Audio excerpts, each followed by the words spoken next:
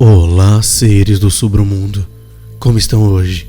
Tem tido ótimos pesadelos? Bom, galera, eu tô preparando algumas novas surpresas pra vocês, então fiquem ligados que em breve vai ter umas coisas mais legais ainda, mais imersão no podcast e mais coisa pra vocês absorverem de maneira mais imersiva, vamos dizer assim, tá bom?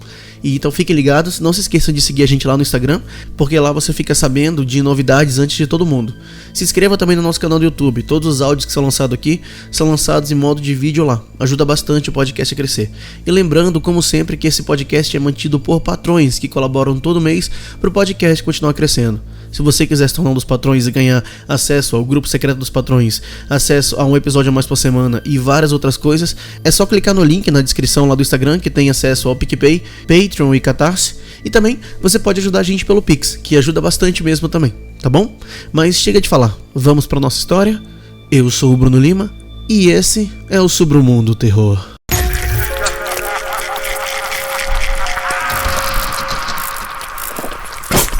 Submundo Terror.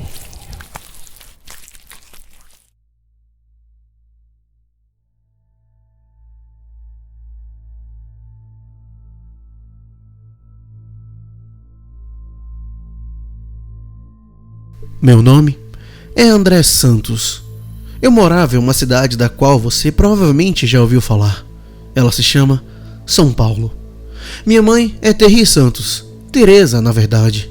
Se você conhece a cidade e está ouvindo isso, encontre-a, por favor. Não mostre isso a ela, mas faça-me um favor e diga a ela que a amo. Diga também que estou tentando voltar para casa. Eu estou tentando mesmo. Tudo começou quando eu fiz 25 anos. Decidi sem motivo que era hora de desistir de levar a mochila para o trabalho. Idiotamente, pensei que isso me faria parecer mais com os caras que via nos trens. Você sabe, aqueles com quem as mulheres estão. Achei que se eu não estivesse carregando uma mochila de aparência ridícula por toda parte como um garoto estúpido, seria visto como mais maduro porque não pareceria, estúpido. Eu sei. Mas isso significava que eu tinha que desistir de ler no metrô indo e voltando do trabalho. Veja, eu pegaria um assento porque me levantei cedo, então escondia um livro embaixo da mochila de tal forma que ele aparecesse apenas o suficiente para eu vê-lo, porque você sabe, quem quer ser pego lendo? E eu nunca iria usar uma bolsa carteiro, né? Por favor, você só pode estar brincando comigo. Por um tempo, eu ganhei um MP3 player da minha mãe. Isso ajudou por um tempo e eu poderia até colocar livros para ouvir nele. Era perfeito, porque ninguém sabe o que você está ouvindo. Se você acena com a cabeça de vez em quando, eles pensam que é música. Mas eu deixei cair a coisa saindo do trem em um daqueles ataques de empurrão. Desde então, ele desliga no final de cada música se eu não tocar nele para pular para a próxima faixa. Então, eu desisti dele também. Ao invés disso, todas as manhãs ao entrar, sentava-me no interminável trem A, sem nada para fazer, a não ser observar os outros passageiros. Eu era relativamente tímido. Eu tô falando sério. Falo como se não fosse, mas eu realmente sou. Veja, eu não queria ser pego encarando as pessoas, ou mesmo parecendo que eu estava olhando. Ao invés disso, observei as pessoas com um canto do olho. Eu descobri muito rápido que não era a única pessoa no mundo que não ficava totalmente confortável em público. Pessoas diferentes escondiam de maneiras diferentes, mas eu podia ver através delas. Fiz grupos para eles na minha cabeça. Primeiro, haviam os dedos inquietos, que não conseguiam se sentir confortáveis, sempre movendo as mãos, mudando o peso e aproximando as pernas do assento, e em seguida, afastando-se. Eles eram os tipos mais nervosos. Depois deles, em segundo lugar, temos os falsos dorminhocos, que se sentam e praticamente fecham os olhos no mesmo momento. Muitos deles eram caras brancos ricos que faziam isso para evitar dar assento a uma mulher grávida ou uma pessoa mais velha.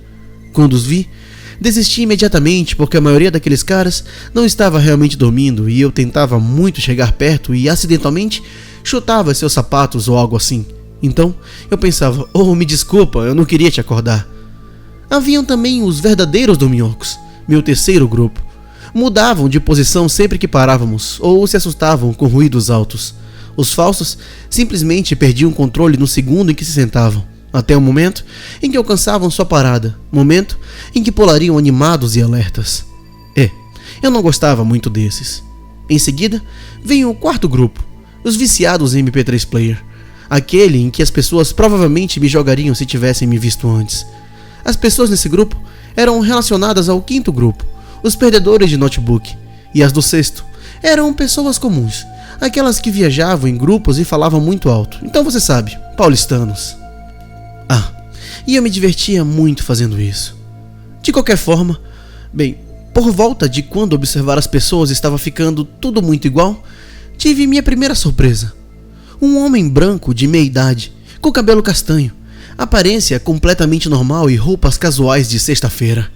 Aquele que usa um suéter ideal para negócios. Você conhece o tipo. Ele era tão normal. Ele era quase normal demais, sabe o que eu quero dizer? Ele não tinha nada de especial sobre ele.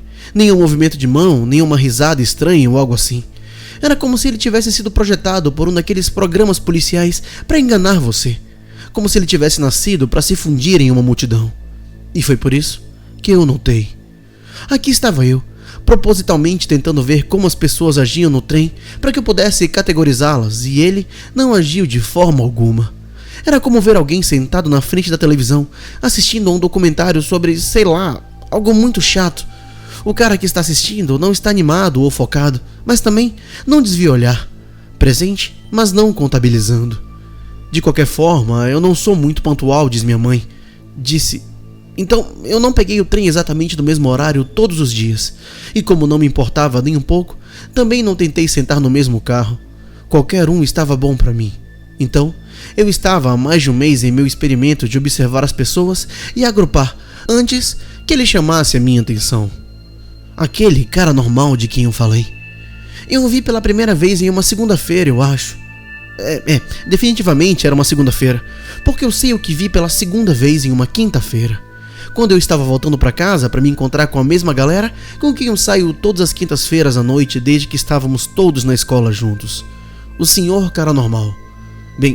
Ele obviamente pegou o mesmo trem, e ele se sentou no mesmo carro, o primeiro carro, e até no mesmo assento. Parecia um obsessivo compulsivo. Pelo menos era o que eu pensava na época. O que eu deveria estar pensando, entretanto, era: merda, isso não é normal. Já que ele chamou minha atenção tão bem na primeira vez que o vi, eu observei ainda mais de perto na vez seguinte. Francamente, algo nele me deixou muito desconfortável. Veja bem, ele não fez nada para me fazer sentir assim. Ele não fez nada realmente. O que me assustou, talvez, foi o quanto ele estava tentando não estar lá.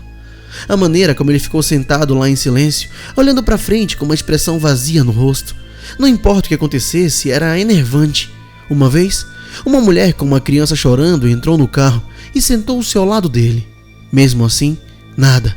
Ele nem mesmo virou a cabeça ou encarou o garoto, e o bebê chorava muito alto. No momento em que o metrô chegou à minha parada naquela quinta-feira, eu me senti enjoado, e quando saí do carro, minhas mãos tremiam como se eu estivesse no meio de uma abstinência de nicotina. Esse homem estava errado. Ele era uma espécie de aberração. Um sociopata, talvez. Um daqueles caras quietos que, como mais tarde se descobriu, tem uma dúzia de cabeças de mulheres em seu freezer. A primeira vítima provavelmente foi sua própria mãe. Estou dizendo tudo isso para que faça sentido, porque a próxima parte é estranha demais. Por que ele me assustou, então você pensaria que eu faria tudo o que eu pudesse fazer para ficar longe, certo? Sim, eu também pensei isso. Nos meus primeiros dias, ele era apenas parte do meu experimento de agrupamento, e não era particularmente interessante nisso. Pelo menos, eu tinha me convencido disso. Mas não demorou muito para que eu percebesse que estava perdendo tempo depois do trabalho à tarde, vasculhando a banca de jornal, lendo revistas que eu não queria, até que o balconista me expulsou por vadiagem. Inconscientemente, eu estava fazendo o possível para ficar longe do trem daquele cara. E se eu me encontrasse na plataforma na hora errada, a hora dele? Fiz questão de escolher o último trem, o mais longe possível dele, o oposto da obsessão, certo? Então, certa manhã, a caminho do trabalho, vi outra pessoa que disparou os mesmos sinos de alerta em minha cabeça. Dessa vez, era uma mulher no último carro, tão simples quanto, e igualmente fora de lugar em toda a agitação ao seu redor. No momento em que vi que ela estava na categoria dele, foi nesse momento que começou oficialmente a minha obsessão. Toda a minha observação de pessoas, que começou como uma forma de me impedir de morrer de tédio, tornou-se uma religião para mim. Eu não poderia colocar os pés em uma plataforma de metrô ou andar de ônibus sem examinar todos e preencher uma lista de verificação mental na minha cabeça. Roupas lisas, cores sólidas sem marca, verificar. Sem expressão, sem olhares casuais para fora das janelas ou para outros passageiros, verificar. Sem bolsas ou acessórios, verificar. Nós temos outro. Comecei a chamá-los de estranhos. Como qualquer outro hobby, adorei essa conexão. Encontrar minha próxima dose de estranhos era o meu ritual. Eu não os via todos os dias, mesmo depois que comecei a usar o metrô mais do que o necessário. Mas eles estavam lá com frequência. Ver um me deixaria nervoso, deixaria minhas mãos suadas e minha garganta seca. Eu sei que parece uma coisa ruim, mas como eu disse, eu estava obcecado. Mesmo que eles não tenham prestado atenção em mim, eles nunca me olharam ou fizeram um contato visual, me tratando como se eu fosse invisível. Eu ainda me sentia como se estivesse totalmente exposto na presença deles. Um sinal de neon piscando no meio da Times Square, por assim dizer. Eu podia vê-los claros como o dia. Como eles podem estar tão alheios a mim? Mas eles nunca me notaram, de forma alguma que eu pudesse dizer. E quando minha curiosidade finalmente deu uma surra em meu medo, decidi seguir um deles. Achei melhor voltar pro original. O homem do trem da tarde que sempre escolhia o mesmo assento no mesmo vagão. Imaginei que ele seria fácil de encontrar. Então, fui para uma plataforma provável e esperei, olhando por ele nas janelas dos carros da frente que pararam. E finalmente, lá estava ele. Sentei-me diagonalmente em frente a ele, fazendo o meu melhor para parecer imperceptível. Rodamos até o fim da fila, e ele se levantou e saiu antes de mim. Mantendo uma distância razoável entre nós, eu o segui, mas não foi um grande truque. Ele nem mesmo saiu da plataforma. Ele sentou-se em um dos bancos de madeira mais limpos, tão inexpressivo como sempre, e eu fui para trás de um dos grandes painéis de mapa e esperei, tentando parecer indiferente. Depois de alguns minutos, o próximo trem para o centro chegou e eu observei entrar e sentar-se exatamente no mesmo lugar. Não tive coragem de segui-lo novamente. Ele não tinha ido a lugar nenhum. Ele apenas foi até o fim da linha. E então, o quê? Pegou o trem de volta? Que possível razão ele ou alguém teria para fazer isso? Isso me incomodava muito depois de eu ter voltado para casa no próximo trem. Tentei descansar um pouco, mas não consegui deixar isso de lado. Não, até que eu pudesse entendê-lo. Eu estava além de confuso. Eu estava com raiva. Porque esse idiota, esse desumanamente silencioso e ainda bastardo, estava andando de trem para frente e para trás, e não indo a lugar nenhum. Ele me incomodou, mas não do jeito que um cara que assumidamente bate em você na rua sem olhar duas vezes. Ele me irritou como as aranhas fazem. O cara-aranha grande e peludo que anda de trem me faz querer bater nele. Era assim que os estranhos estavam começando a me parecer.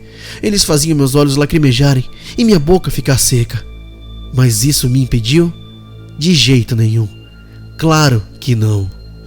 Desesperado para satisfazer minha curiosidade, eu o segui novamente no dia seguinte e novamente no dia seguinte. Todos os dias, por pelo menos uma semana, nós dois fizemos nossas viagens silenciosas juntos, embora só eu percebesse. No final da semana eu estava seguindo por horas, durante todo o dia, todos os dias, até a noite toda.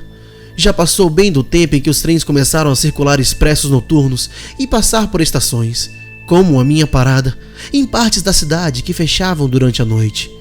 Viajamos da extremidade leste do sistema da cidade, descendo, contornando e subindo até o topo. Então, de volta. Eu não estava mais observando as pessoas, eu estava observando uma pessoa, observando estranhos. Não vi mais ninguém nos trens em que andei naquela semana. Nós poderíamos ser as únicas duas pessoas no planeta, e eu só me importava em olhar aquele cara. Eu perdi meu emprego depois disso. Meu patrão foi gentil, mas não deixou espaço para implorar. Eu perdi minha concentração, meu foco. Eu me tornei totalmente improdutivo. Na verdade, foi um discurso sincero, para ser honesto. Ele tinha sido um cara legal, mas sabe de uma coisa? Por mais distraído que eu estivesse, mal consigo me lembrar dele ou das palavras que saíram de sua boca durante a nossa conversa. Enquanto ele falava, só conseguia pensar no meu novo trabalho, na minha responsabilidade, na minha vigília. O que aquele homem, aquela coisa no metrô faria quando eu não estivesse lá para ficar de olho nele? Como todos nós sobreviveríamos sem eu assistindo? Saí do trabalho pela última vez ao meio-dia daquele dia. Normalmente, eu teria começado a seguir o meu sujeito às 5:30 da manhã, mas eu simplesmente sabia que ele estaria esperando por mim. Eu gostaria agora de ter prestado mais atenção naquele dia. Estava ensolarado, afinal era verão, quando eu comecei a sentir que ele sabia quando eu estaria lá. Eu me pergunto por que aquele era o último dia em que eu poderia ter caminhado pelo centro da cidade. Minha última chance de tomar 1 ou 2 cervejas naquele bar, com os cardápios na cor creme e as mesas na calçada. Eu poderia ter ficado lá sentado, olhando as garotas que passavam em seus vestidos de verão. Ou aquele lugar me faria beber vinho. Tanto faz, não importa. O que eu quero dizer é que eu poderia ter me divertido, ido para casa e tirado toda essa loucura da minha cabeça. Eu poderia ter procurado um novo emprego e começado a ler novamente. Ao invés disso, eu esperei por um trem. Muitos trens estão nos trilhos, a qualquer momento em a cidade que nunca dorme. Então, fiquei sentado na estação por pelo menos 1 hora até marcar. Lá estava ele, finalmente, enquadrado na janela de seu primeiro vagão enquanto seu trem chegava. Esperei que a multidão diminuísse, depois empurrei os retardatários e percebi, surpreso, que minha pele não estava úmida. Minhas mãos não estavam tremendo e meu coração não estava batendo forte. Sentei-me pela primeira vez bem em frente a ele, diretamente em sua linha de visão, e observei-o fazer uma mudança. Qualquer mudança. Olhos, boca. Droga, se um dos seus cabelos se mexesse, seria alguma coisa. Mas não, sem mudanças, sem nada. Ele me reconheceu? Se reconheceu, eu não conseguiria dizer.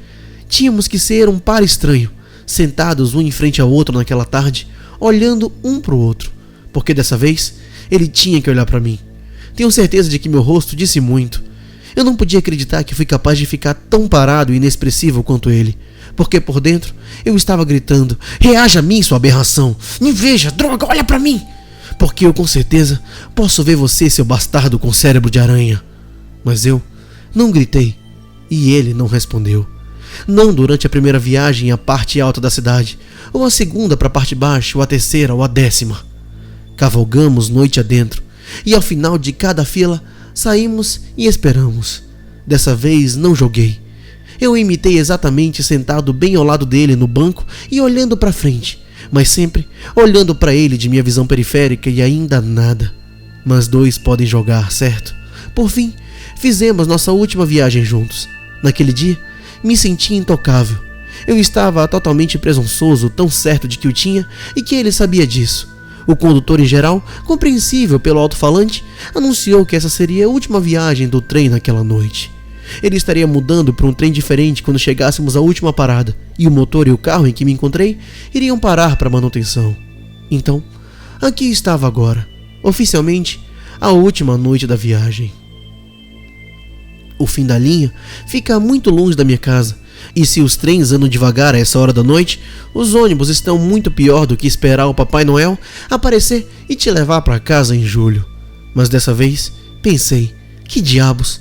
Eu o seguiria e finalmente veria onde ele estava, o que ele era, quando os trens pararam de circular. Talvez, dessa vez eu consiga algumas respostas. O metrô rolou para o final, e meu estômago rolou com ele. O carro se esvaziou como café em um filtro, até que fôssemos apenas nós, 2 observadores silenciosos sobre a cidade. Eu lutei para manter um sorriso louco longe do meu rosto enquanto o trem do metrô diminuía a velocidade e então parava. As portas não se abriram para ninguém. O fim da linha. O estranho não se moveu, não reagiu absolutamente. O carro ficou parado, as portas abertas. Eu podia ouvir alguns retardatários fracamente, bem abaixo na plataforma, fazendo o seu caminho para fora da estação, seus passos ecoando no silêncio. Nada. O sistema de alto-falantes instalou em uma tentativa estúpida de deixar qualquer cavaleiro adormecido saber que tínhamos ido o mais longe que podíamos. Nada ainda. E então, ouvi passos de novo.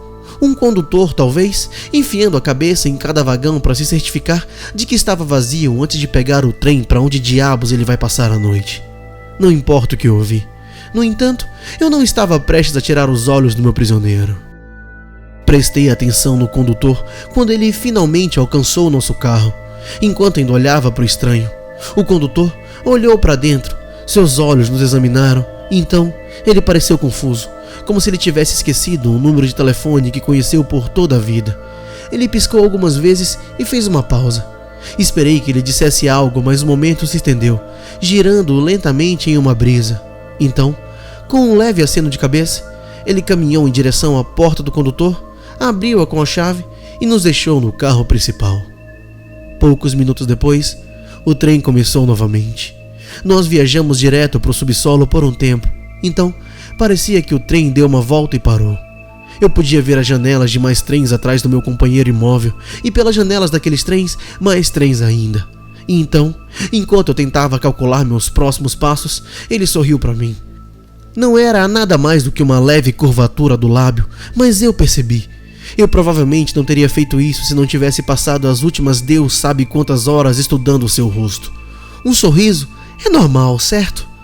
Às vezes acontece que não é. Então, disse o estranho em um tom áspero de barítono. Aqui estamos. Tentei responder, mas não consegui. Minha garganta se fechou com força. Eu estava incrédulo. Eu estive esperando por isso durante o que parecia ser minha vida inteira, e ainda assim fiquei sem palavras. Todo o sistema de túnel em que estávamos parecia como se estivesse acabado de desabar sobre mim. Tossi e gaguejei. E por fim, consegui em um tom áspero fazer a pergunta que me fazia ficar acordado a noite toda. Aquela que me levou à loucura e que me conduziu a este lugar e a este momento. O que é você? Ele me ignorou e se levantou.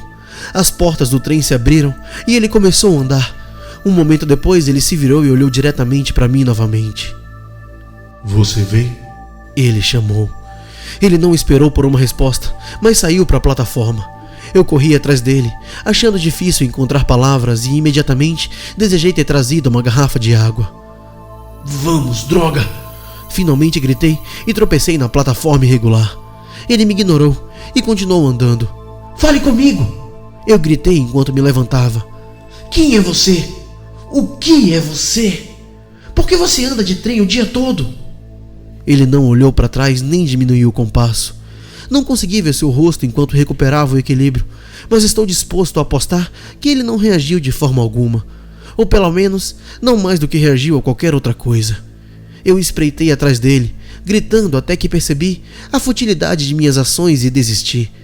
Poucas palavras eram tudo que eu ia arrancar dele. Pelo menos, era o que parecia. Apesar de uma crescente sensação de desconforto, fui dominado pela curiosidade. Eu vim até aqui e não estava prestes a sair sem uma explicação. E então, eu atravessei a plataforma até chegarmos a uma espécie de estação estranha, diferente de qualquer outra que eu já vi no sistema de metrô de São Paulo antes. Trens se alinhavam em ambos os lados de uma plataforma que parecia se estender até o infinito. Esse lugar era ainda mais assustador do que a velha plataforma fantasma que tive a sorte de vislumbrar em um túnel escuro anos atrás, em uma manhã tranquila quando meu trem foi redirecionado. De repente, o estranho se virou. Tínhamos andado perpendicularmente aos trens ao nosso redor, passando nariz após nariz dos veículos pesados, seus faróis aparentemente brilhando para nós quando passávamos. O caminho à frente estava iluminado de cima, mas não consegui ver onde terminava. Inúmeros trens de cada lado de nós viajavam para sempre, pelo que eu sabia. Muitos trens para atender uma cidade.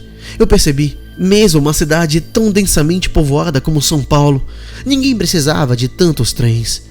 Não teria mudado nada, mas provavelmente deveria ter prestado mais atenção a isso na época. Não tenho certeza de quanto tempo caminhamos. Eu tive um relógio uma vez, mas ele quebrou e nunca o substituí. Mais ou menos como um MP3 player agora que penso nisso. Vai saber. Pateticamente, peguei meu celular em um ponto, mas como esperado, eu não tinha sinal. O estranho parava de vez em quando e olhava para um vagão do metrô por tempo suficiente para me deixar nervoso, mas depois ia embora. Eu ficava lá, olhando para o trem ao qual ele prestou tanta atenção, não vendo nada fora do comum nele. Finalmente, depois de quem sabe quanto tempo, eu vi o que ele viu. Os trens não eram todos iguais. Passávamos por toneladas que eram semelhantes e então encontramos um modelo diferente. Mesmo na escuridão era fácil dizer quando eles eram um pouco maiores ou menores, ou se tinham uma curva diferente no nariz, laterais diferentes ou portas diferentes. As cabines do condutor também eram um pouco diferentes das outras. Eu não vi e ainda não sei exatamente o que o estranho estava procurando, o que ele esperava que os trens lhe contassem, mas ele deve ter encontrado algo porque, bam! Lá foi ele virando uma plataforma, e as portas do trem se abriram assim que ele parou na frente delas. Eu o segui de perto, e nós sentamos em nossos assentos de costume no carro às escuras.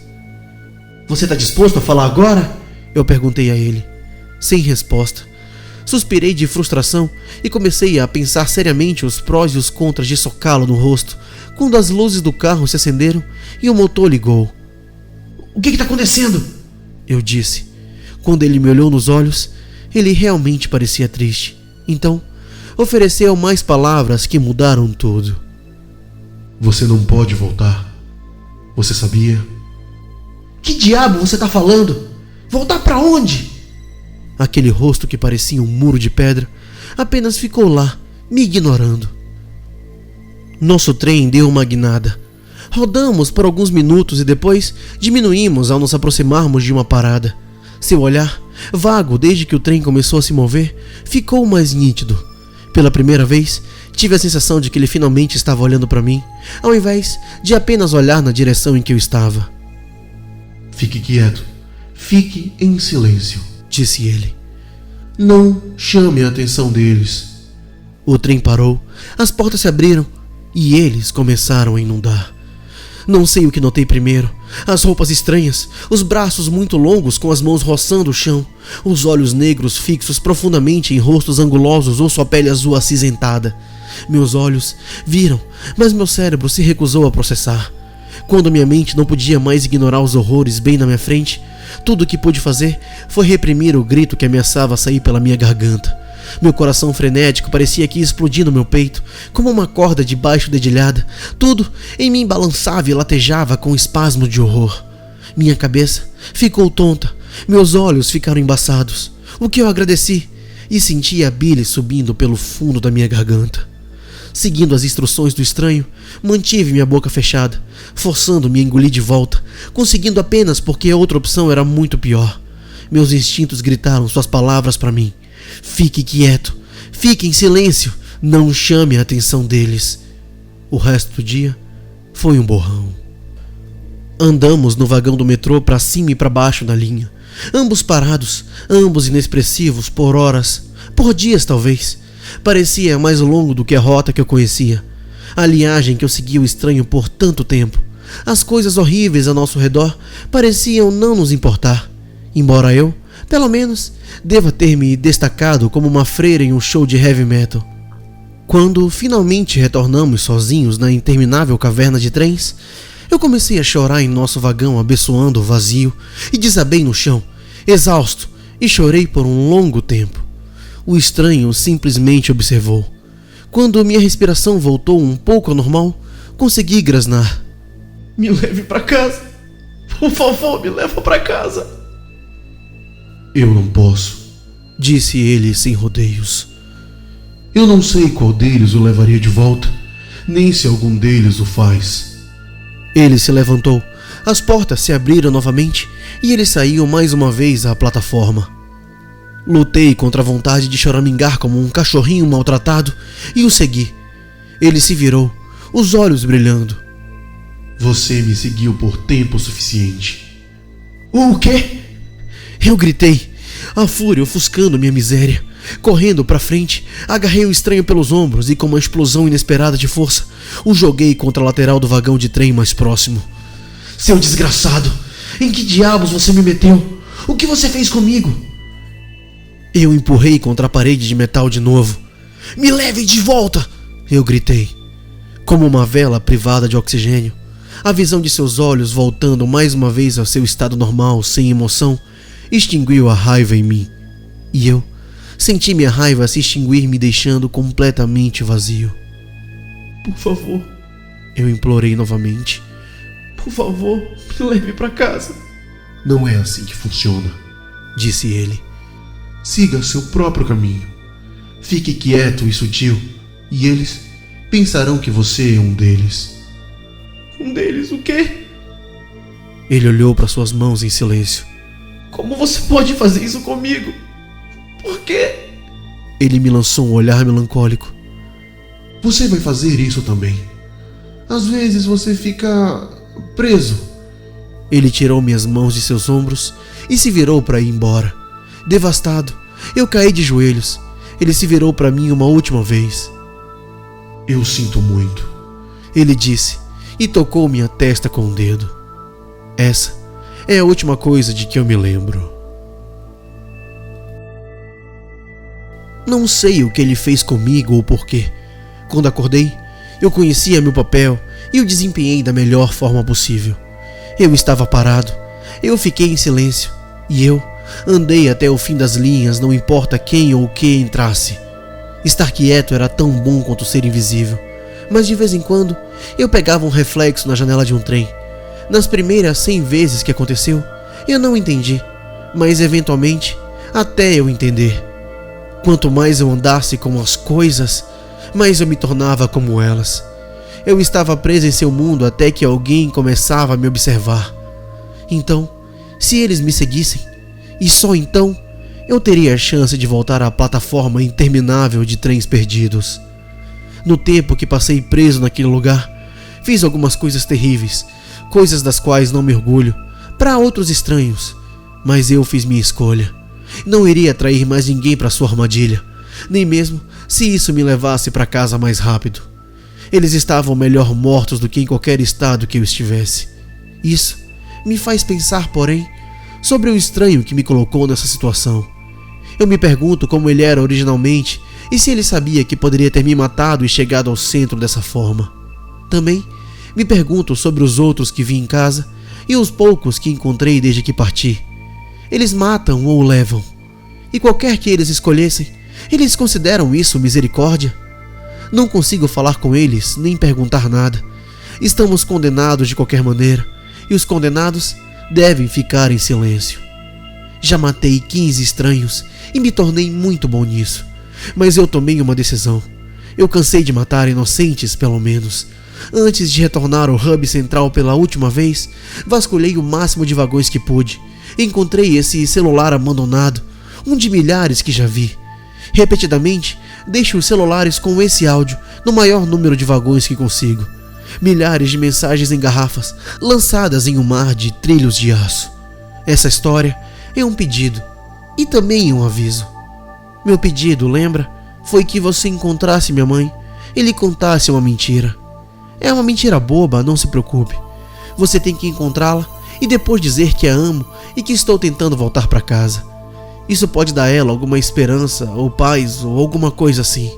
E como eu gostaria que fosse verdade. Mas o problema é o seguinte. Tenho pensado que sou parecido com um personagem sobre o qual lemos na escola quando o professor tentou nos deixar animados com a mitologia. Você já leu a história de Odisseu? Perdido e vagando no mar, procurando voltar para casa, para algo e em algum lugar familiar? Sou eu, lutando para encontrar o meu caminho. Mas é aí que as semelhanças terminam, infelizmente, porque eu não estou perdido no mar. Estou perdido em túneis sem fim, uma espécie de labirinto.